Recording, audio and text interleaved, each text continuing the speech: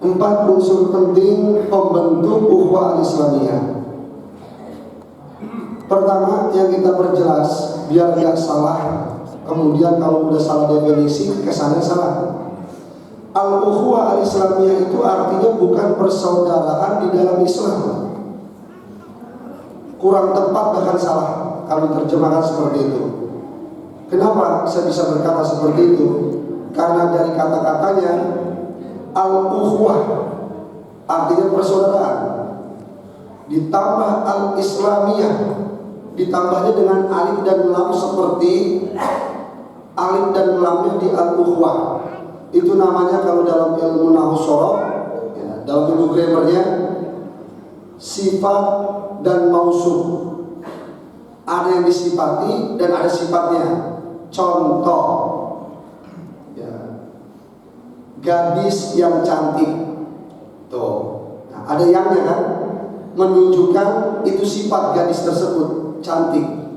Nah, maka al-ukhuwah al-Islamiyah terjemahannya yang benar, yang tepat sesuai kalimatnya, persaudaraan yang Islami sama dengan persaudaraan yang diajarkan oleh Islam. Nah, adapun kalau dia menerjemahkan persaudaraan di dalam Islam, itu sebenarnya bagian dari persaudaraan Islami. Karena kalau diterjemahkan al-ukhuwah al-Islamiyah persaudaraan di dalam Islam, belum tentu Islam itu persaudaraan. Betul? Katanya persaudaraan di dalam Islam nggak taunya SMS. Ya, senang melihat saudaranya susah, atau senang melihat Muslim susah, dan susah melihat Muslim senang. Nggak Islami dong kalau begitu. Nah, jadi ini harus diperjelas dulu. Al-ukhuwah al-Islamiyah arti yang tepat persaudaraan yang Islami sama dengan persaudaraan yang diajarkan oleh Islam. Islam nggak pernah mengajarkan mentertawakan saudara yang sedang susah, dan Islam nggak pernah mengajarkan membenci saudara yang sedang senang. Ya, betul apa salah? Sepakat artinya seperti itu? Sepakat. Baik, kalau sekarang kita lanjutkan. Di dalam Al-Quran ada jenis-jenis persaudaraan. Allah ajarkan kepada kita. Ini al-ukhuwah Islamiyah menaungi di bawahnya nanti. Ada yang namanya al-ukhuwah al-ubudiyah, persaudaraan yang berlandaskan kepada kesehambaan. Kita menghamba siapa? Begitu. Ya, yang duduk di sini semua nih. Tadi sholat yang disembah siapa? Allah. Ya, Tuhan kita satu Allah. Jelas sudah. Terserah Bapak mau dari Medan, ya, terserah Bapak mau dari Padang, mau dari Betawi. Ya, nggak ada tadi yang nanya kan kemarin. Ada nggak yang ditanya? Bapak dari mana? Saya dari Bekasi. Masuk. Ya, kalau nggak dikasih terus tadi usir lagi. Ya, misalnya begitu. Bapak dari mana? Ya, dari Padang. Ntar dulu belakangan. Orang Bekasi dulu masuk. Ada nggak begitu tadi? Tidak. Di sini kita berdasarkan kesamaan. Nah, coba kalau seandainya Bapak dari mana? Ya, jangan tanya dari mana. Saya nggak nyembah Tuhan Allah, tapi supaya masuk dalam masjid. Nah, kan mikir-mikir dulu tuh. Kalau saya ketahuan, ya, kalau nggak ketahuan ya nggak apa-apa. Ya, ada di sini begitu. Ada. Ya kalau ada nggak apa-apa, belajar sholat subuh. Atau bisa jadi lebih lihai dia sholat subuhnya dari kita, gitu. Dia bisa jadi pakai kunut, kita kan kagak bisa jadi. Ya bukan berarti yang pakai kunut subuhnya lihai, tidak. Itu silakan, yang kunut mau tidak jadi masalah. Nah, kemudian yang kedua, al-ukhuwah al-basyariyah awil insaniyah, persaudaraan yang berlandaskan kemanusiaan. Nah, ini lebih ya umum sifatnya. Pokoknya yang namanya manusia bersaudara dengan manusia dan yang lainnya tentunya. Yang ketiga, al-ukhuwah al-wataniyah wan nasb, persaudaraan yang berlandaskan tempat, negara dan keturunan. Di Indonesia banyak sekali suku-sukunya, tapi diikat dengan satu darah, dengan satu bahasa, satu tanah air. Nah, seperti itu. Kalau di sini ada orang Arab, akan ketahuan wajahnya. Betul atau salah? Ya, atau keturunan Arab akan ketahuan. Apalagi keturunan Bangladesh, India, ketahuan hitamnya ketahuan. Ya, tapi gantengan dia biasanya. Ya, hidungnya lebih mancung gitu ya. Ya, kita mandi sehari semalam 3 kali tetap kalah ganteng.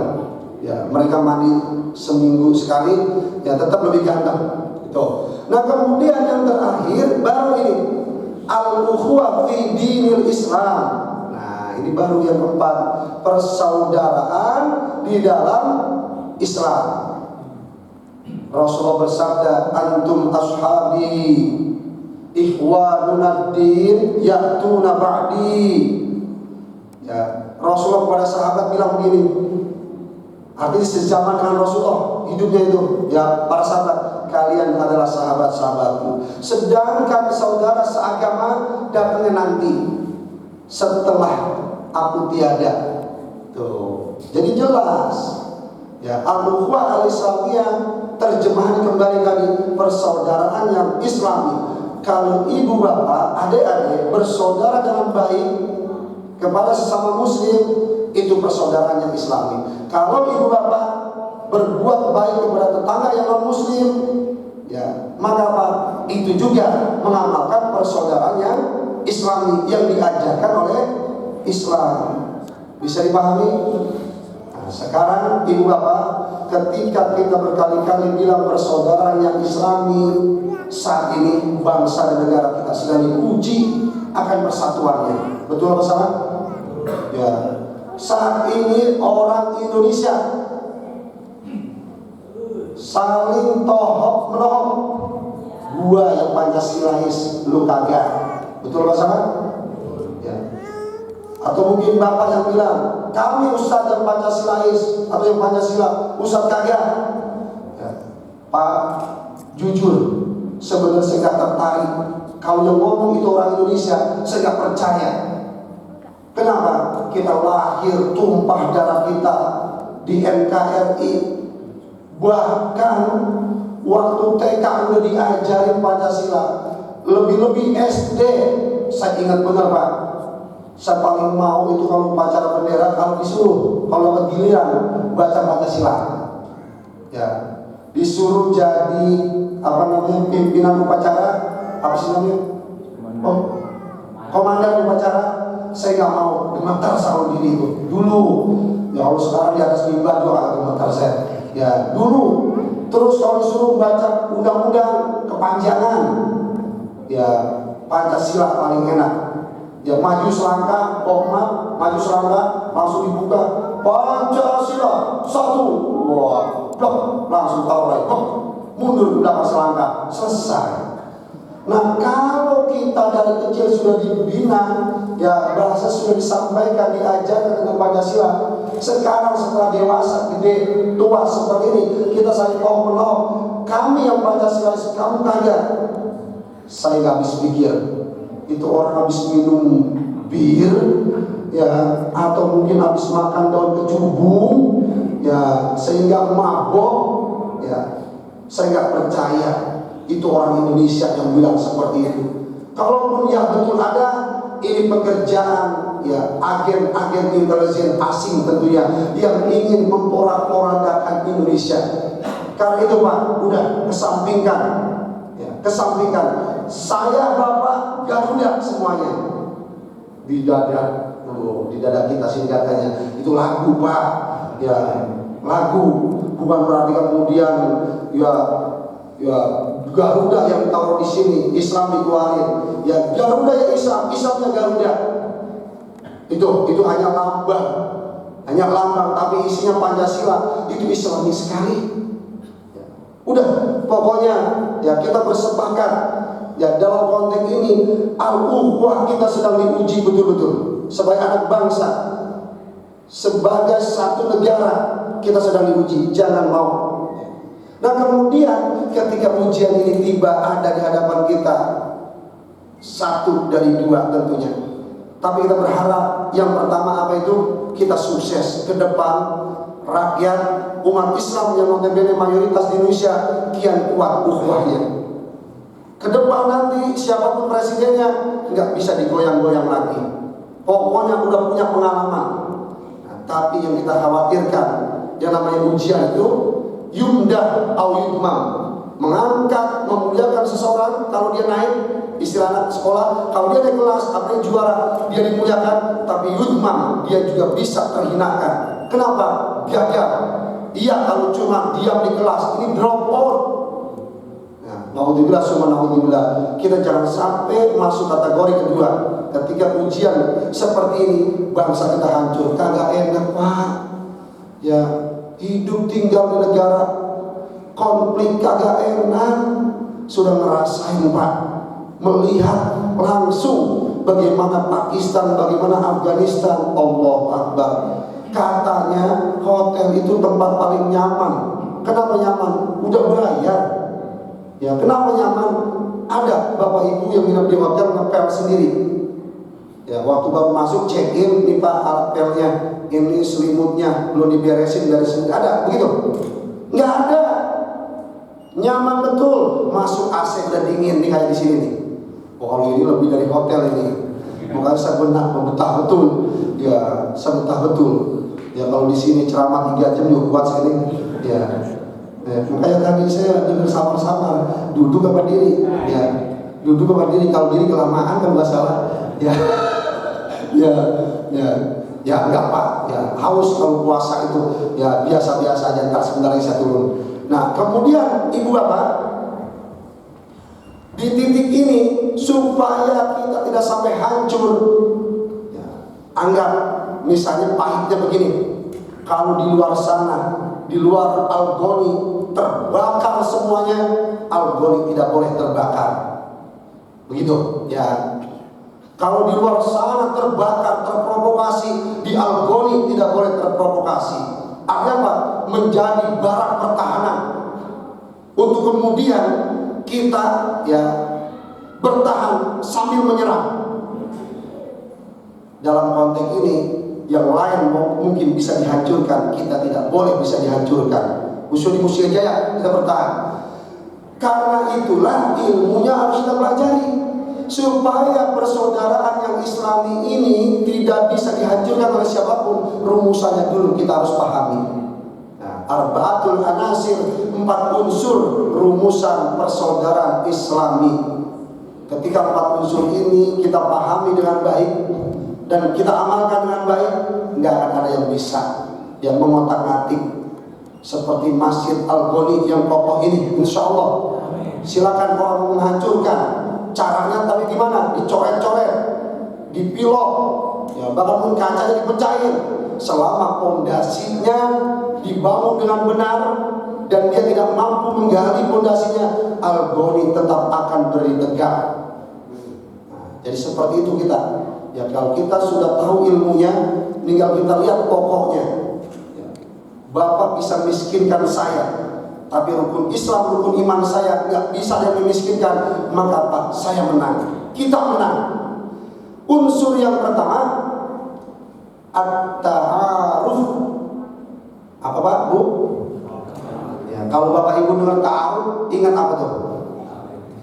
Kawin. Ya, pasti itu. Ya, kalau dengar ta'aruf ingat kawin. Ingat kawin, apa pengen kawin lagi Pak? Ustaznya nanya salah gitu ya. Ya. Nah, at-ta'aruf artinya apa? Saling kenal. Diambil dari kalimat arafah, ya'rifu, arafatan, wa ma'rifatan. Nah, 3 huruf. Ya. Kemudian ditambah ta, setelah ta itu ain, betul, ain, fa, ro. Ain, rofa, arofa. Kemudian ditambah huruf ta, ainnya ditambah huruf ain, ta'arofa, ya ta'arofu, ta'arufa. Nah, itu. Ya, jadi ilmu sorobnya itu. Ya, kenapa saya sampaikan? Biar kita meyakini betul dari akarnya. Kalau arofa artinya mengenal atau kenal, tapi kalau ta'arofa saling mengenal. Ini rumusan al-ukhuwah al-islamiyah, persaudaraan yang Islami yang pertama. Jadi kita diajarkan oleh Allah di dalam surah Al-Hujurat ayat 13. Ya ayyuhan nas, wahai manusia. Allah tidak menyuruh wahai orang beriman dalam konteks ta'aruf itu. Inna khalaqnakum min dzakarin aw untha. Sesungguhnya kami menciptakanmu dari satu laki dan satu perempuan. Siapa ini? Nabi Adam dan Siti Hawa. Kemudian berbentuk apa bahasa kitanya? Suami, istri, ayah, ibu. Sekarang kita dengan istri kita. Betul? Pada punya anak kan ya? Kira-kira kalau bapak sendiri ya bujang lampu, punya anak gak kira? Ya, kalau bapak sendiri jadi bujang lampu, punya anak satu aja, setengah aja jangan, nggak usah satu. Ya saya curigai dari mana itu bocah. Ya, nah ta'aruf di sini saling kenal mengenal. Dikatakan wa ja'alnakum syu'uban wa qabaila. Kalimat yang sebelum ta'aruf disebut oleh Allah, dan kami jadikan kamu atau kalian berbangsa-bangsa bersuku-suku. Baru kalimatnya lita'arafu, agar kalian saling kenal mengenal. Di ayat ini jelas sekali Bapak, nggak mesti yang kita kenali atau kita kenalan dengan orang Muslim saja, dengan orang Kristen, silakan kenalan. Orang Hindu, orang Buddha, ya orang Yahudi, silakan kenalan, nggak jadi masalah. Kenapa? Karena memang tujuan diciptakan kita mereka saling mengenal. Kalau seandainya Ibu Bapak Allah ciptakan di Indonesia ini sukunya Jawa semua, bisa nggak Allah? Bisa banget. Cuma nanti efeknya juga ada. Warteg gak ada yang beli itu. Ya, betul kan? Ya, orang bisa semua masakan warteg, masakan Jawa bisa semua. Nah, ketika kita kemudian berbangsa bersuku-suku, ada Padang, ya orang Jawa bisa masak Jawa tapi kurang dia masak Padang. Kemudian apa yang terjadi? Beli di Padang. Coba sekarang bayar Padang, warung Padang, tapi orang yang jualan orang Jawa, ketahuan ujung-ujungnya. Kok rasanya beda ya? Ya tuh. Akhirnya milah-milih, ini Padang beneran apa Padang-Padangan nih? Tuh. Ya, ini indahnya hidup kita diciptakan oleh Allah. Nah, jadi Ibu Bapak silakan kenalan dengan tetangga kanan kiri, Islam dan non-Islam, silakan, gak jadi masalah. Ketika kita meyakini ta'aruf itu ya dengan sesama ada, meskipun kepada non-Muslim, maka apa? Itu menunjukkan wujudul iman, wujudul takwa di dalam hati kita. Berarti di dalam hati kita betul-betul ada iman, betul-betul ada takwa. Kenapa? Karena kita percaya dengan kalamullah, dengan ayat Allah tersebut. Betul? Apa salah? Ya, kita disuruh beriman kepada ayat Allah, betul? Betul. Nah, jadi Ibu Bapak, ayo kita banyakin persaudaraan. Ya. Namun nanti diikat. Ini ayat perlu dijelaskan oleh hadis, oleh tafsirnya. Ketika kita bersaudara kepada non-Muslim, hakkuhum wahid, hak mereka cuma satu. Kalau bapak bersaudara kepada saudara kandung, ibu bersaudara dengan saudara kandung, hakkuhum thalatha, mereka haknya 3. Kewajiban bapak kepada saudara kandung 3. Tuh. Kalau bapak bersaudara kepada sesama Muslim saja, bukan saudara kandung, hakkuhum ya haqqani itsnain, cuma 2 hak. Ini nanti ilmunya. Jadi jangan bablas. Ya, bersaudara kepada non-Muslim dikasih 3 hak kepadanya, 3 kewajiban padanya. Salah, kepada saudara kandung cuma 1. Apa itu kalau 3 hak? Hak Islam. Kalau dia meninggal dunia, urus jenazahnya. Kemudian hakul roham, hak warisan, kasih itu warisan kalau itu saudara kandung kita, ya. Dan hakul jiron, hak bertetangga, tolong saudara kandung kita. Kalau berteriak minta tolong, bahkan sebelum minta tolong kita sudah tahu. Nah, kalau 2 haknya, warisannya aja hilangin. Ada di sini bapak-bapak, ya tetangganya dibagi warisan. Kalau ada Pak kasih tahu saya. Sama bertetangga, ya tuh, jangan asal ngasih warisan Pak, gitu. Jangankan orang lain, anak pungut, anak apa namanya Pak? Anak angkat, boleh nggak dapat warisan? Kagak boleh. Ya bisa berantem itu nanti. Bapak meninggal, ya berantem itu anak. Gara-gara lu warisan gua yang mestinya 5 hektar jadi 2 hektar. Tuh. Karena ada ya anak angkat. Kalaupun dapat hibah bahasanya, ya terserah seperti itu. Penting ini Pak kita pahami. Nah kalau haknya satu, yang duanya hilangin. Apa tadi yang dua? Hak Islam dan hak hak Islam dan hak roh. Warisan hilangin dan hak Islam hilangin. Kalau tetangga kita non Muslim, contoh ya dia meninggal dunia, nggak usah repot-repot. Cuk kapani. Ya dia nggak dikapani, ya pakai jas, tuh salah kan? Tuh, ayo solati. Dia nggak disolati, meskipun bapak baik sekali nggak mau dia disolati. Tuh, waktu hidupnya aja kagak mau sholat. Dah, dan terusan warisan nggak dapat. Bahkan ibu bapak, nih tadi kan bersaudara ada 4. Nah, ketika berbicara persaudaraan atas nama kesehambaan dan persaudaraan Islam, ini lebih kuat daripada persaudaraan nasab darah. Bapak bersaudara A dan B. Ketika suatu hari bapak A, B saudara bapak, dia keluar dari Islam, gugur gak warisan itu? Gugur, selesai. Ya, lakum dinukum waliyadin, tuh selesai. Tapi kalau kalau persaudaraan yang sifatnya darah tauhid, ikatan tauhid, bapakmu datang dari Somali, datang dari NTB, datang dari mana saja, ngomongnya beda banget, tapi diikat kita atas ikatan tauhid. Ya begini nggak Pak, Bu? Begini, kokoh kita. Nah, karena itulah ibu bapak, ya mereka yang non muslim, kita baik kepada mereka, ya karena Islam mengajarkan. Tapi ingat, kebaikan kita itu ada batasnya. Mereka hanya dapat satu hak bertetangga. Apa itu hak bertetangga? Mereka lapar, kasih makan. Mereka sakit, butuh bantuan, kita bantu. Tuh.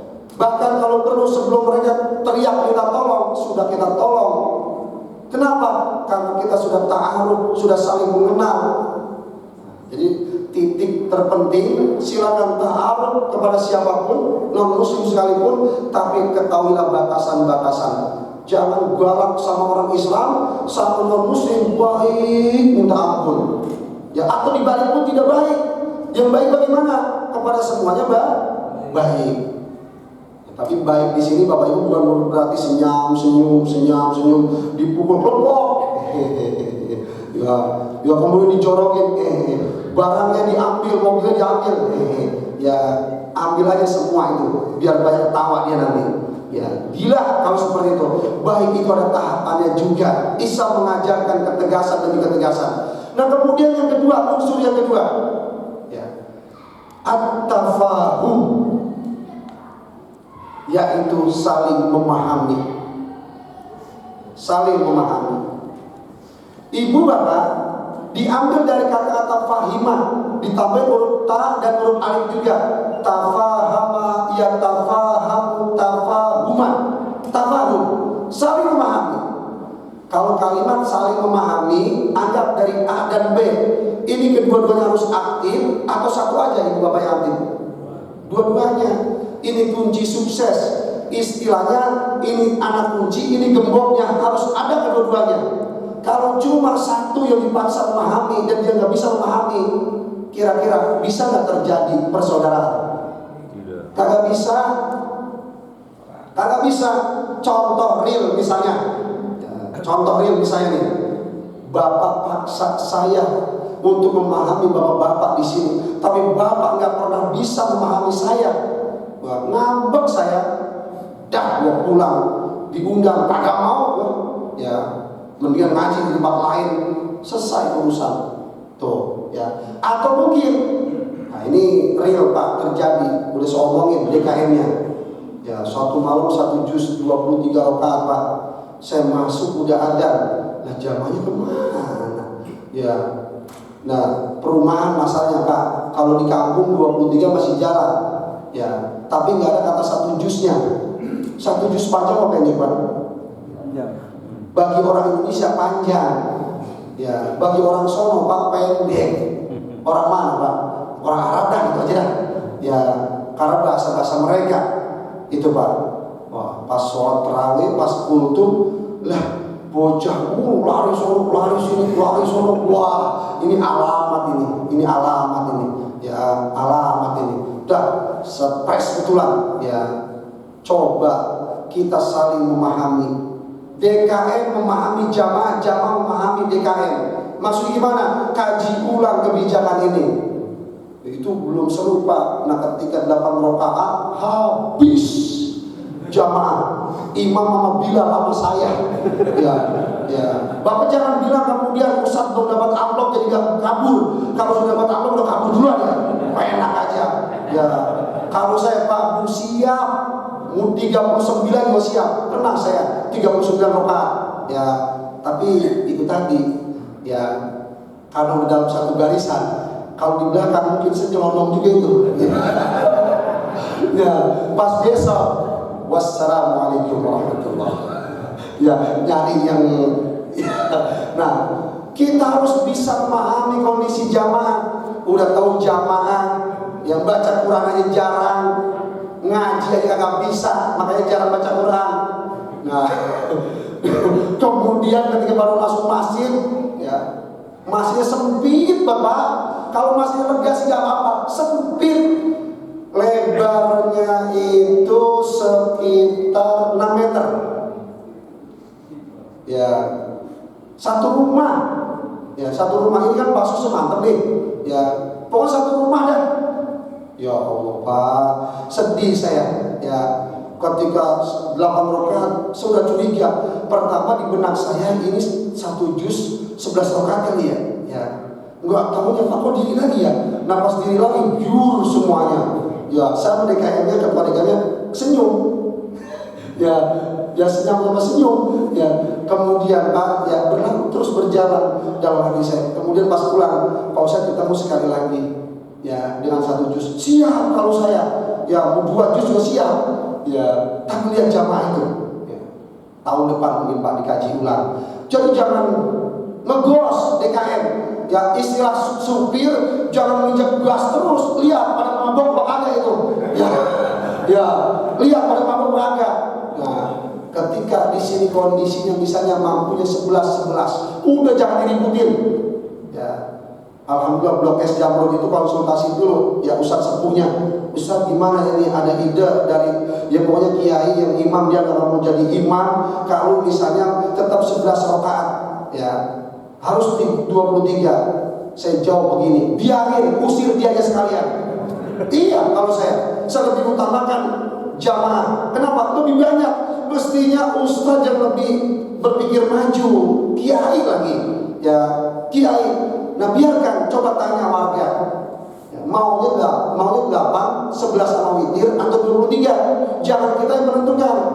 Ya, 11. Baik, kalau 11. Nanti kalau mau lanjutin silakan.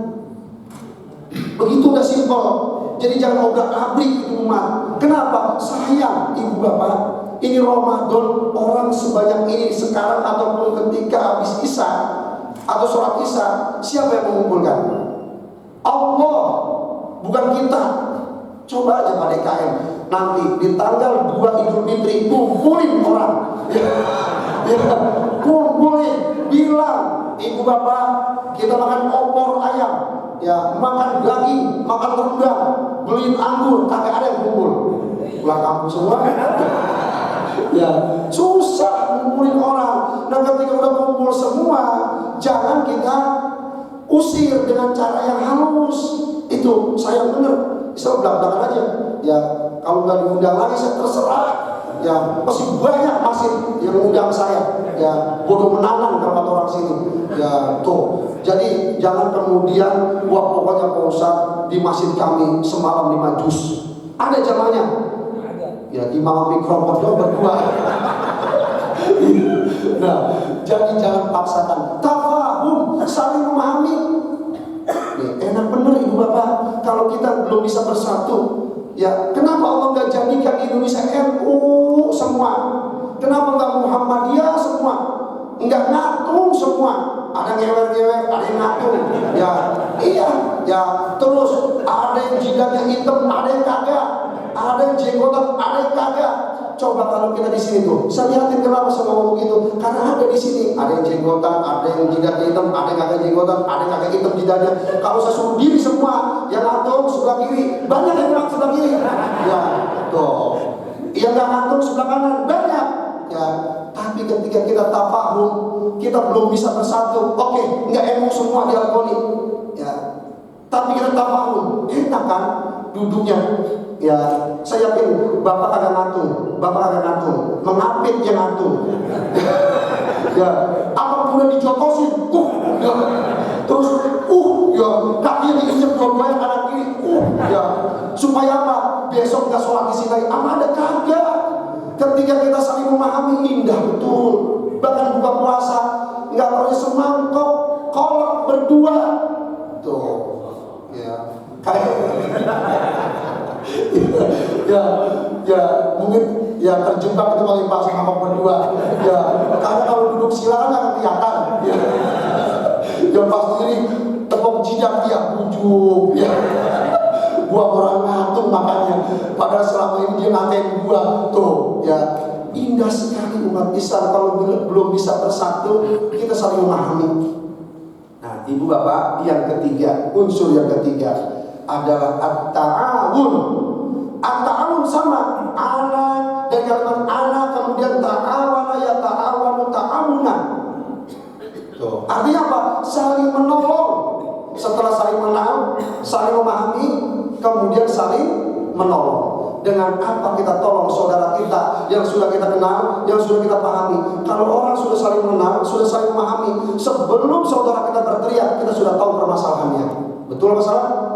Indah sekali ajaran yang diajarkan oleh Islam dan konteks persaudaraan. Ketika kita sudah saling mengenal, saling memahami, saudara kita butuh pertolongan.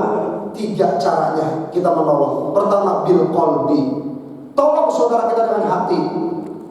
Gimana caranya? Doakan. Bapak, ibu, adik-adik, dalam doa khamsud da'awati la turaddu, ada 5 doa yang dijamin tidak akan ditolak.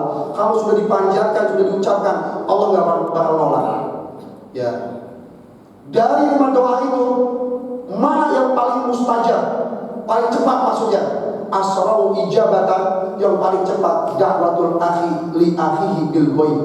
Doa saudara kepada saudaranya yang didoakan nggak tahu kalau didoakan oleh si A, enggak, ini si B. Nggak tahu si B didoakan, dan B, A, si A pun nggak kasih tahu kepada si B.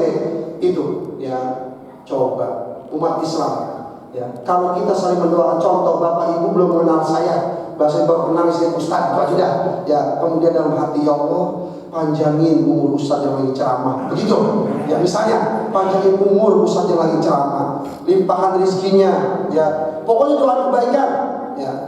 Itu mustajab betul, cepat sekali itu doa dikabulkan oleh Allah. Apalagi di majelisnya Allah ini. Dan saya juga sama, di dalam hati saya, ya Allah, seluruh yang hadir di dalam majelis ini, kuliah subuh ini, panjangkan umurnya, sehatkan badannya, dia bisa pulang kampung, semangat balik ke kampungnya. Ya, ya. Bukan musir, Pak. Ya. Karena apa? Ada juga yang loyo pulang kampung. Ya, bahkan masih mikir-mikir, ini udah hari ke-15 padahal pulang kagak pulang. Ya, masih mikir. Ya, saya doakan semoga semangat pulang kampungnya, dan saya doakan lagi semoga semangat balik lagi ke Bekasi. Ya, jangan lebih parah lagi dari kampung kemarin. Ya, beliau pulang ke kampung ke Bekasi nggak ya? Ada orang Bekasi ini, aduh, gimana? Lebih parah lagi nanti. Saya doakan balik ke sono semangat, balik ke sini semangat. Amin. Tuh. Ini kalau begini ketahuan, jadi saya doakan ini contoh. Ya. Ini contoh. Ya, soal itu ada dalam hati saya. Nah, kemudian yang kedua, cara menolong saudara kita yang sudah kita kenal, kita pahami. Bil Iya, dengan pikiran. Kita tolong saudara kita. Ini kalau Ramadan begini nih, apalagi ibu-ibu banyak curhat di tukang tidur suri. Ya, Bu, udah beli baju baru. Yang beli, yang mau dibeli timun suri. Yang dibicarakan apa? Gamis. Bertanya abang, Bu. Ya, udah Bu. Ya, ngapain? Aduh, digalosin. Saya beli baju. Ya, saya pun belum sama sekali. Ya, lebaran kapan sih Bu ya? Udah kedar dah. Ya, padahal kalau saya tanya semuanya tahu semua lebaran. Kalau saya tanya Ramadan hari berapa nih? Nggak tahu. Kenapa nggak tahu? Puasa itu kagak. Ya, ada bisa jadi. Ya, tapi kondisinya nggak ada. Ya. Nah, ketika ada saudara kita curhat, atau mungkin bapak-bapak, kalau bapak-bapak curhatnya berpakaian, ya, biasa apa? Bang, pulang kampung, pulang. Iya bang, kita satu kampung, tapi nasib kita beda bang ya. Ya, abang bisa tanya pulang kampung pede bener. Ya, ongkos sudah ada ya, alhamdulillah. Mobil juga bentar tanggal 20 mau turun. Ya, mobil mau turun. Ya, wah udah tambahin aja yang nanya itu. Wah, ya ngedrop aja dah. Nanya aja yang melihat. Nah, saya bang boro-boro ya. Boleh nggak numpang bang? Waduh kalau mobil baru nggak boleh berat-berat. Ya masih Ryan gitu ya, nggak boleh berat-berat. Ini juga nggak tahu anak saya ajak semua apa kagak, misalnya gitu ya. Nah intinya apa? Tetangga kita lagi curhat akan kepedihannya. 10 tahun kagak pulang kampung. Tuh, tahun ini dia pulang kampung modalnya 10 juta baru ada 1,5 juta. Banyak kan kurangnya. Nah, ketika mendengar saudara kita curhat tentang permasalahannya, tolong kalau nggak punya duit ya dengan pikiran. Ya, tapi jangan begini, sebentar. Kan udah sama-sama ngaji, jadi dia paham. Wah, nolong gua nih.